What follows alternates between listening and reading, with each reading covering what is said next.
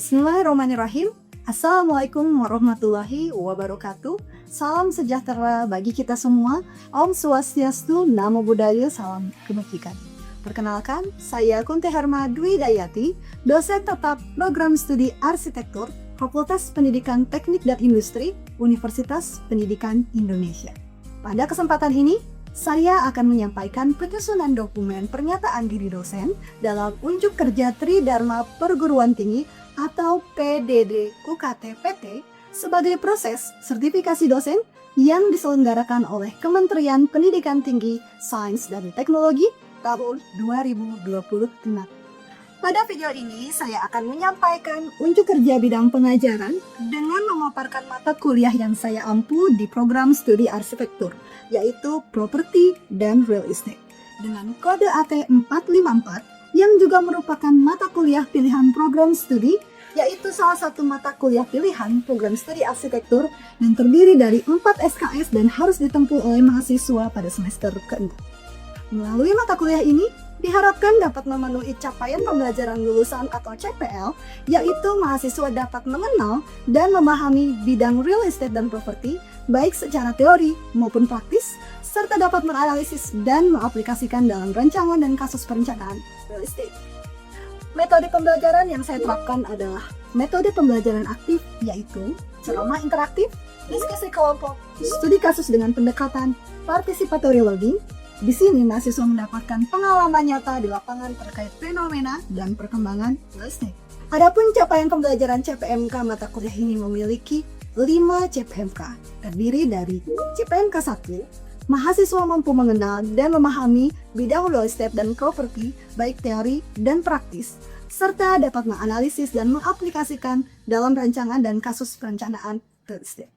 CPMK 1 lainnya yaitu memiliki wawasan mengenai teori-teori di bidang properti dan real estate, sejarah dan perkembangan real estate, manajemen real estate, dan berbagai fenomena serta analisis dan konsep solusi kontemporer mengenai real estate di Indonesia.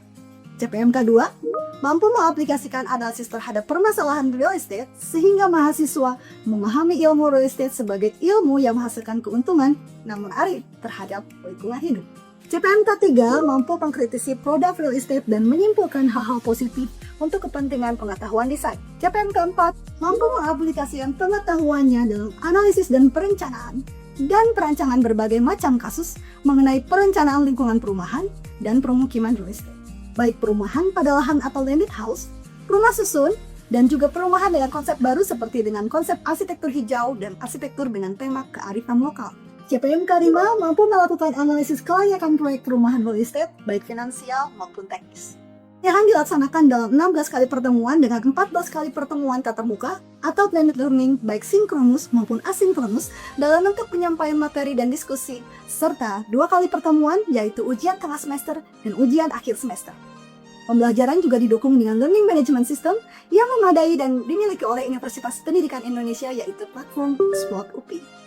Adapun materi yang disampaikan pada mata kuliah ini adalah pengertian dan sejarah perkembangan real estate di Indonesia, para pelaku atau stakeholders dalam industri real estate, industri properti dan real estate dan sebaran spasial real estate, analisis kelayakan proyek perumahan real estate, presentasi dan diskusi terkait analisis fenomena real estate di kota-kota besar di Indonesia.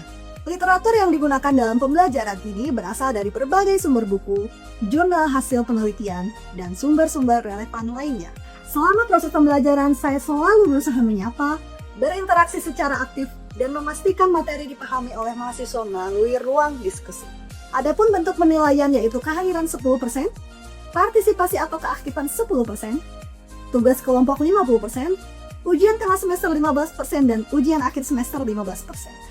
Penilaian ini telah disampaikan pada kontrak belajar di awal semester dan hasil nilai dapat diakses dengan mudah melalui sistem LMS UPI. Penilaian dilakukan secara objektif dan berdasarkan indikator penilaian, yaitu pemahaman materi, partisipasi, dan kemampuan analisis terhadap studi kasus baik individu maupun kelompok. Saya harap mahasiswa dapat berpikir kritis, adaptif, dan mampu menghadapi tantangan dunia kerja khususnya pada bidang real estate dalam konteks ilmu arsitektur. Berikutnya, mari kita simak video pembelajaran mata kuliah properti dan real estate dengan materi sejarah perkembangan properti dan real estate pada pertemuan kedua. Selamat menyaksikan. Bismillahirrahmanirrahim. Assalamualaikum warahmatullahi wabarakatuh. Waalaikumsalam warahmatullahi wabarakatuh. Selamat pagi.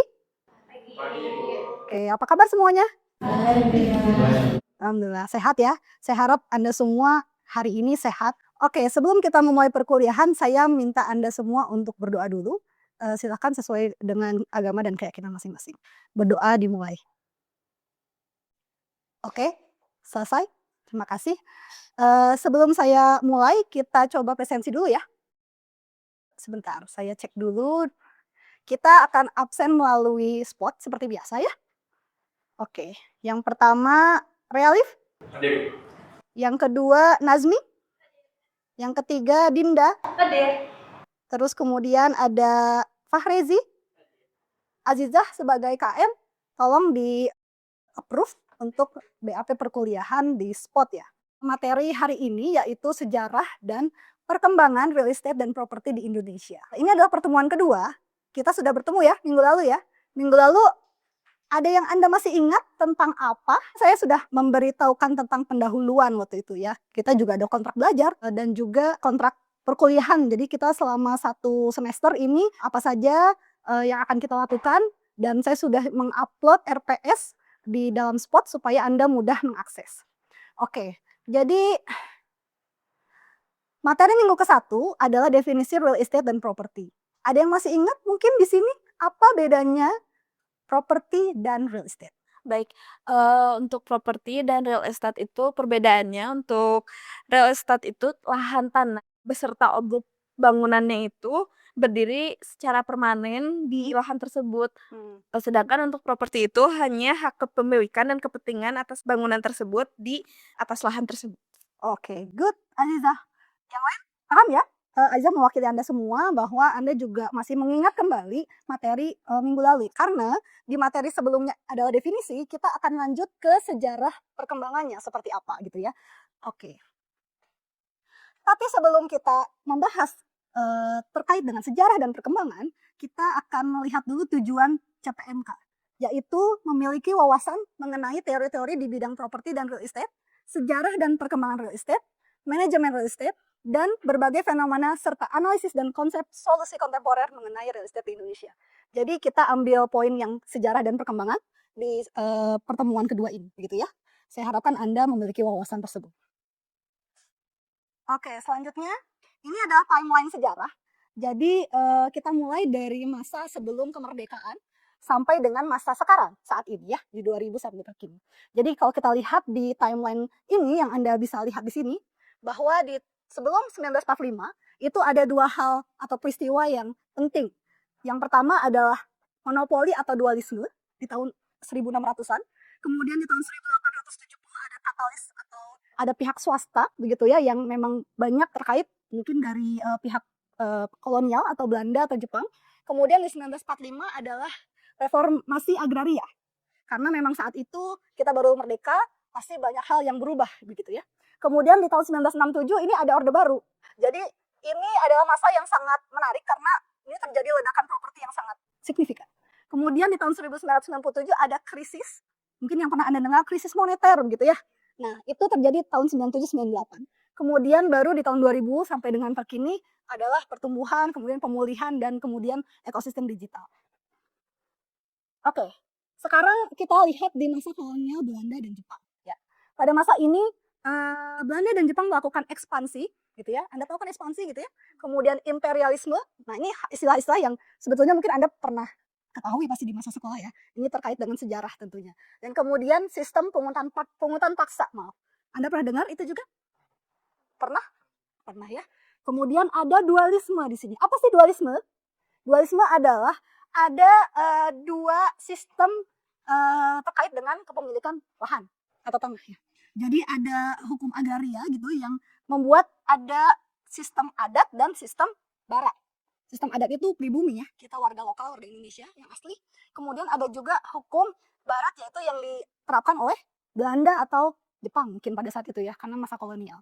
Nah, kalau kita kembali flashback ke tahun 1600-an, itu ada hadirnya VOC. Anda pernah dengar pasti ya VOC ya. Kemudian saat itu VOC ini kan sebetulnya sindikat dagang gitu ya. Jadi kita sebetulnya ada yang bilang dijajahnya bukan oleh Belanda, tapi oleh VOC kan gitu ya. Kemudian di tahun 1830 sampai dengan 1870 adalah penerapan sistem tanam paksa. Oke. Nah, tahun 1870 ada yang disebut katalis properti modern. Ya. Ini adalah suatu aturan gitu ya, yang boleh memberikan pihak swasta, di sini swasta adalah Eropa sebetulnya, untuk menyewa lahan sepanjang 75 tahun. Jadi panjang sekali ya. Kalau umur sampai nggak 75 tahun ya. Ya mudah-mudahan ya gitu ya. Tapi ini cukup panjang dan ini juga merugikan sebetulnya untuk pribumi begitu ya. Dan ini juga memicu gelombang investasi pertama di sektor perkebunan, perdagangan, juga pembangunan kawasan perkotaan gitu ya. Jadi pada saat itu memang masih gencar perkebunan karena tadi melanjutkan dari tanam paksa gitu ya. Oke, kemudian selanjutnya adalah era kemerdekaan. Nah, di sini adalah riset nasional. Jadi memang betul-betul berubah semua gitu ya. Dari awalnya tadi dijajah oleh Belanda, kemudian negara kita harus membenahi kondisi gitu ya, ekonomi politik yang mungkin belum stabil saat itu gitu ya. Sehingga pada masa ini negara masih fokus terhadap penyediaan tanah. Bukan rumah, tapi masih tanah dulu untuk rakyat gitu ya. Nah, yang menarik setelah tahun 50-an itu ada penyelenggaraan Kongres Perumahan Rakyat Sehat. Jadi tahun 50 itu sudah terpikir oleh negara bahwa ini perlu ada perumusan kebijakan penyediaan perumahan rakyat gitu ya. Tapi memang mungkin masih inisiasi begitu ya. Kemudian tahun 60 ada yang penting juga di sini yaitu pengesahan Undang-Undang Pokok Agraria UUPA nomor 5 tahun 1960 untuk mencabut yang tadi agarisme tadi gitu ya. Oke. Nah, apa bedanya agarisme dengan UUPA nomor 5 tahun 1960 ya. Di sini kita bisa lihat bahwa fokus utamanya di agarisme adalah tentu pihak kolonial gitu ya, asing atau Eropa. Kemudian ada juga kalau di UPA itu pasti sudah memiliki keberpihakan terhadap rakyat kita ya atau kepentingan negara.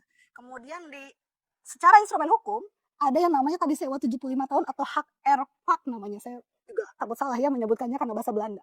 Kemudian pencabutan hukum barat itu beda ya, terlihat bahwa di sini sudah tidak dipakai lagi. Gitu. Kemudian di tata ruang itu mereka lebih fokus pada properti komersial dan juga perkebunan yang masif. Sedangkan di UUP nomor 5 tahun 1960 adalah penataan ulang gitu ya. Karena memang pembenahan di berbagai bidang termasuk dengan perumahan nasional. Oke, kemudian nah ini yang menarik di sini ada ledakan pembangunan pada masa Orde Baru. Jadi pada masa itu kalian tahu presiden pada masa Orde Baru siapa? Pak Soeharto ya. Nah, masa pemerintahan Pak Soeharto kan cukup panjang begitu ya, sehingga banyak yang terjadi pada masa itu. Bahkan kalau kita kenal ada yang disebut Prepelita. Prepelita itu adalah rencana pembangunan 5 tahun, pembangunan 5 tahun. Jadi per 5 tahun, per 5 tahun, per 5 tahun itu Presiden Soeharto pada masa itu punya, kalau mungkin sekarang itu apa ya, rencana gitu ya. Kalau kita mungkin mengenalnya ada RPJMD, apa sih namanya, JPMD, kemudian jangka panjang dan lain-lain. Nah, kalau zaman itu adalah Repelita. Nah, Repelita ini itu akan berbeda sesuai pada masanya saat itu gitu ya. Karena dimulai tahun 60-an. Nah, dampak dari hal tersebut, ekonomi itu stabil pada saat itu. Karena panjang ya masa pemerintahan. Nah, ini memicu juga tingkat urbanisasi. Jadi baru nih yang dari desa gitu ya, datang ke Jakarta, ke Bandung gitu ya. Kalau kalian tanya ke siapa? Orang tua atau nenek Anda gitu ya. Dulu mungkin awalnya bukan di Bandung gitu ya. Awalnya mungkin dari Sulawesi, dari Sumatera atau mungkin dari Jawa Tengah, Jawa Timur gitu ya. Datang ke sini sama seperti saya, contohnya orang tua saya datang dari Jawa Tengah, datang ke Bandung karena pada saat itu Bandung pun kotanya cukup besar gitu ya pada masa tahun 80-an. Dan saat itu ada peristiwa namanya transmigrasi kalau Anda pernah dengar. Ada yang pernah dengar transmigrasi? Nah, jadi perpindahan penduduk dari kota besar ke kota yang kecil atau ke daerah pedalaman. Kenapa? Karena itu merespon dari banyaknya urbanisasi.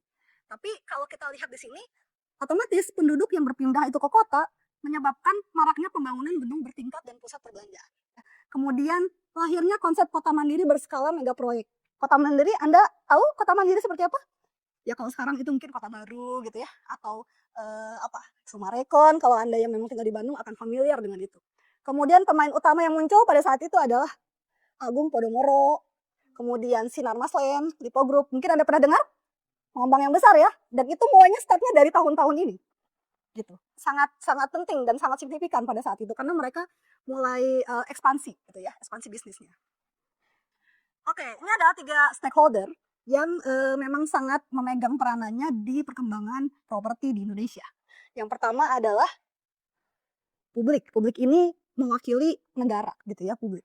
Jadi perwakilannya adalah bagaimana negara membentuk satu perusahaan BUMN namanya Perumnas. Dulu Perumnas itu sangat dicari gitu ya. Karena Perumnas ini membangun berbagai perumahan yang formal di berbagai kota.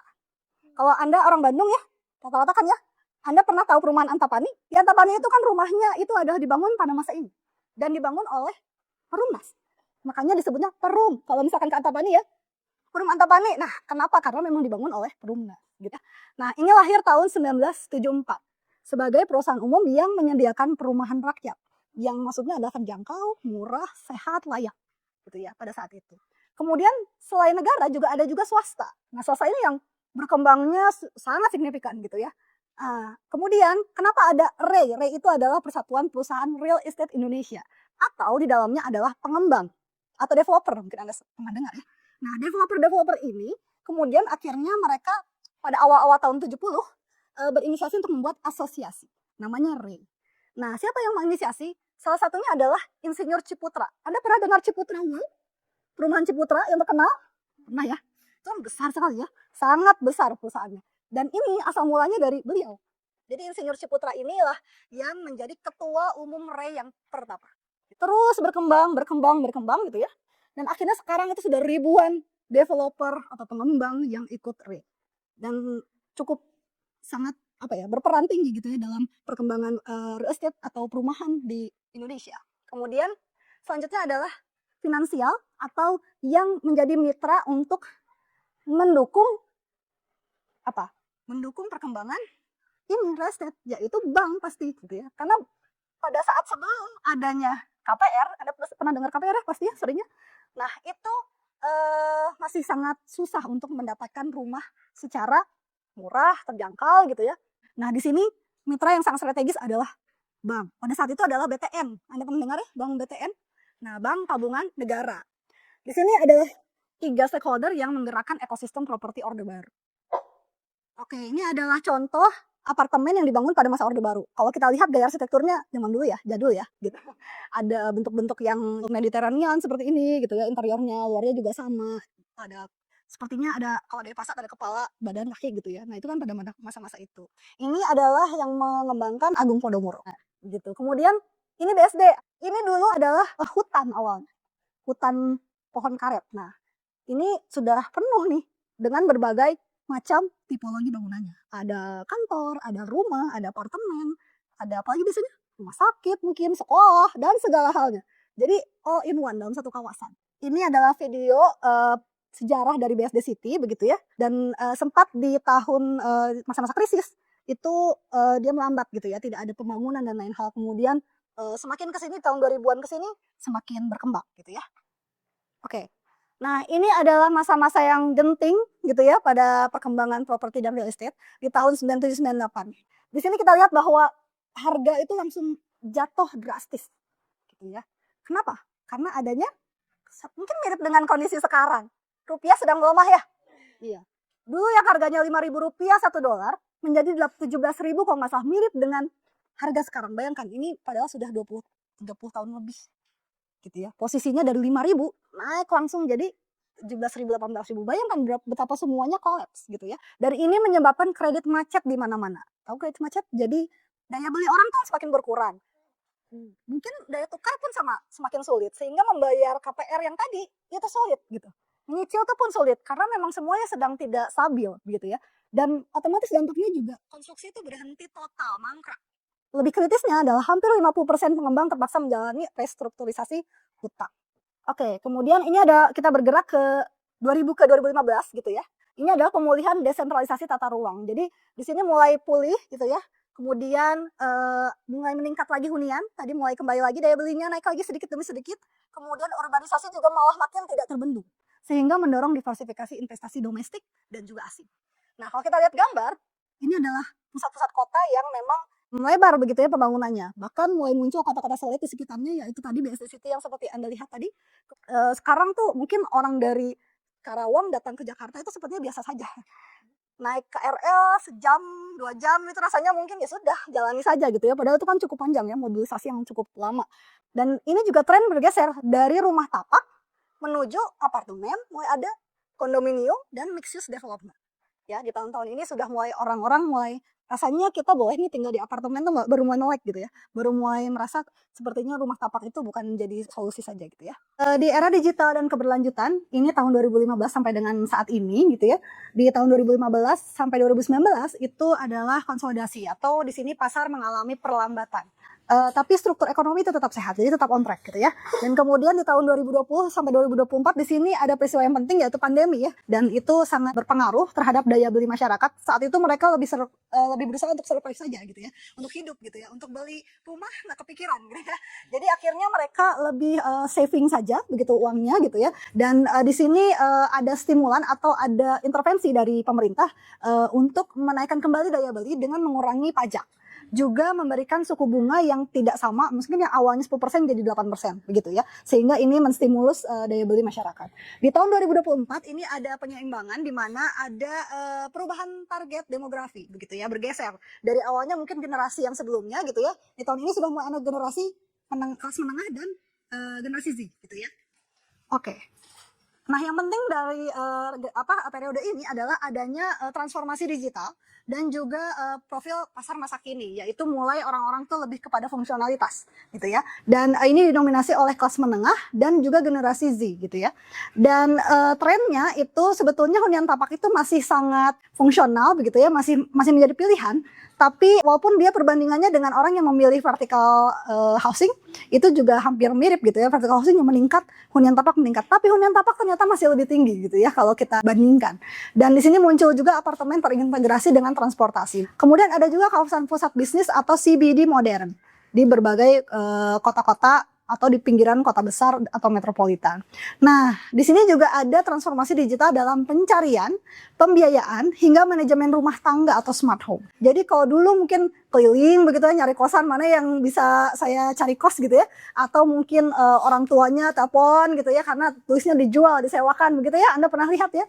Nah, kalau sekarang dengan mudah tinggal Anda diam saja di rumah, buka handphone gitu ya, dan aplikasi itu memberikan informasi gitu. Dan bahkan di situ Anda bisa membandingkan dengan mudahnya. Kemudian pembiayaannya seperti apa, misalkan disewanya berapa gitu ya, per bulan, per tahun. Mungkin kalau perumahan yang baru itu juga ada cicilan KPR-nya. Nanti kalau Anda memang mencari rumah baru begitu ya, nah seperti itu tinggal Anda seleksi dari website sudah cukup gitu ya. Tapi Anda bisa meneruskan mungkin survei langsung. Ya, oke, kita masuk ke tugas. Jadi materinya cukup. Saya ingin Anda membuka barcode ini. Jadi silakan perwakilan kelompok. Saya minta mahasiswa yang ada di sini kita bagi dua, gitu ya. Di sini ada 4 orang di kiri dan 4 orang di kanan. Saya tentukan. Silakan Anda scan barcode tersebut. Silakan diisi. Saya berikan Anda waktu 5 menit. Anda cari, gitu ya, mana saja contoh-contoh properti dan real estate di Indonesia.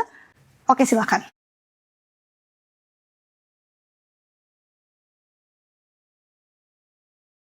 Ya, tadi sudah berdiskusi ya semua 2 kelompok. Oke, kita akan lanjutkan dengan presentasi.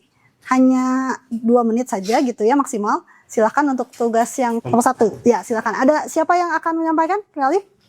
Kelompok 1 nih, Dinda. Ya, silakan. Oke, jadi dari kelompok 1 itu kita ngambil PT Sumarekon yang lokasinya ada di Sentra Raya Barat, Kecamatan Gedebage, Bandung Timur, Jawa Barat, Indonesia. Ini tuh tahun didirikannya pada tahun 2015. Dengan luas lahannya itu 300 hektar yang pengembangnya Sucipto, Nagaria, dan rekan-rekan. Untuk perkembangannya sendiri semuanya semakin meningkat. Oke, terima kasih Dinda. Applause untuk Dinda. Selanjutnya di kelompok 2. Jadi dari kelompok 2 itu kita menemukan real estate yaitu Kota Berbahariangan yang lokasinya itu di Kecamatan Belalarang, Kabupaten Bandung Barat, Jawa Barat, Indonesia. Dimana dia itu didirikan di tahun 2000 dengan luas 1.800 hektar dan pengembangnya itu PT Bella Putra Intimate. Buat pengembangan Kota Berbahariangan itu sekarang dia itu udah ada IKEA sebagai pusat komersil, terus ada pusat olahraga juga, dan penambahan klaster baru buat huni.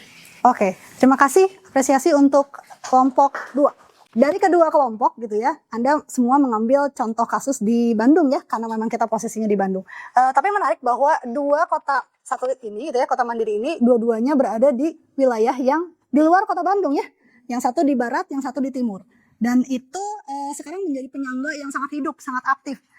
Kalau dulu mungkin semuanya ke kota, tapi sekarang semuanya bisa terpenuhi kebutuhan aktivitas dan lain-lainnya di masing-masing pinggiran kota. Oke, setelah tugas 1 kita akan juga berlatih begitu ya di tugas selanjutnya, tugas yang cukup besar, dan ini sebetulnya tugasnya malah mandiri walaupun besar. Jadi ini sebetulnya saya ada tornya, saya kasih tornya di spot, tapi ini gambaran umumnya bahwa Anda diminta mencari data persebaran properti dan real estate, contohnya rumah komersial, rumah subsidi, dan rumah second di berbagai wilayah di Indonesia. Karena data yang dikasih adalah data sekunder saja, jadi Anda tidak perlu survei langsung. Apa saja yang diminta yaitu data lokasi, jumlah unit, tren, harga, spesifikasi, dan data penunjang lainnya. Outputnya Anda bisa baca, nanti saya akan upload di spot. Oke, ada yang mau bertanya terkait materi yang tadi saya sampaikan? Ya, silakan Nazmi. Tadi dijelaskan bahwa terjadi krisis ekonomi pada tahun 1997. Nah, apakah krisis ekonomi itu memiliki dampak terhadap industri real estate? Oke, terima kasih atas pertanyaannya. Bagaimana Nazmi, masih ada? Sudah? Sudah, oke. Ya, sebetulnya 1997 dan 1998 itu memang menjadi suatu peristiwa yang penting dalam sejarah perkembangan real estate, karena pada saat itu adalah krisis moneter ya, atau krisis ekonomi yang sangat berdampak besar terhadap properti kita. Tadi mungkin saya sudah menjelaskan sedikit begitu ya terkait apa saja yang menjadi dampak. Yang pertama adalah harga properti itu mahal. Itu akibat dari rupiah juga yang melemah. Kalau rupiah melemah, dolar naik, sedangkan bahan material itu dari luar banyak juga ya, sehingga itu naik juga harga material mahal. Kemudian semuanya kalau kita kumpulkan menjadi satu bangunan, otomatis semuanya akan berimbas gitu ya. Dan daya beli masyarakat yang karena mereka tadi seperti pandemi gitu ya, mereka survive dulu nih, mereka selamatkan dulu nih hidup kebutuhan pokoknya, makan dan lain-lain. Dia tidak akan mencari rumah sebagai kebutuhan sekunder ya gitu. Sehingga itu yang menjadi banyak pengembang-pengembang kita di Indonesia itu kolaps gitu ya. Jadi itu adalah masa-masa yang genting, masa-masa yang keruntuhan properti yang cukup besar, tidak hanya di Indonesia, tapi secara global di dunia. Begitu. Sebelum saya menutup, adakah di sini yang memberikan kesimpulan untuk materi hari ini? Pak Rezi? Jadi untuk kesimpulan pertemuan kali ini, sejarah perkembangan properti dan real estate di Indonesia itu ada naik dan turunnya tentunya. Dan di mana timeline itu juga bisa terbagi-bagi.